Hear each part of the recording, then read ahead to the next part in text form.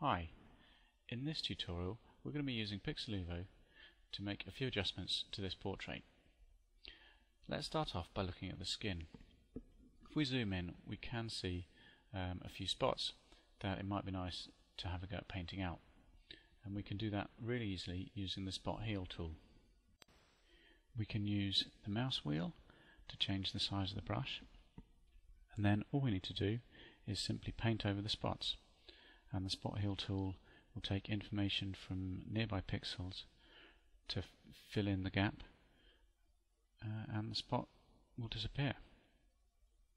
Now, because it's all automatic, there is a chance that it will make a wrong decision occasionally and the result ends up looking a bit weird, in which case the best course of action is simply to undo and try again, and as long as there's enough pixels nearby with a similar colour, then it should be able to do a pretty good job of removing small spots and scratches.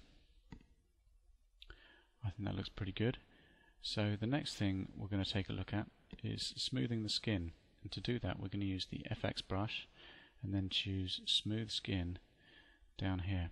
That's off the screen, I'm sorry about that. Then again use the scroll wheel to change the size of the mouse, reduce the amount slightly, and simply paint over areas of the skin, and this will smooth out some of the harsh lighting and pores that you can get sometimes, especially when using flash, and it just gives the skin a softer feel.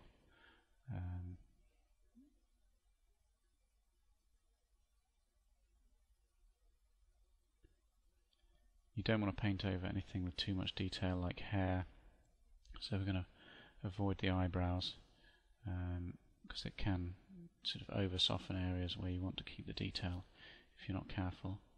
So just sticking to large areas of the skin by and large, and you can see that with a few strokes that has really softened out a lot of that skin. Already that's looking much better. Okay, and that looks good. Next up we're going to have a go at changing the eye colour. So we're going to stay with the FX brush but switch the mode to Colorize. Pick a nice blue colour, and then reduce the opacity a little bit,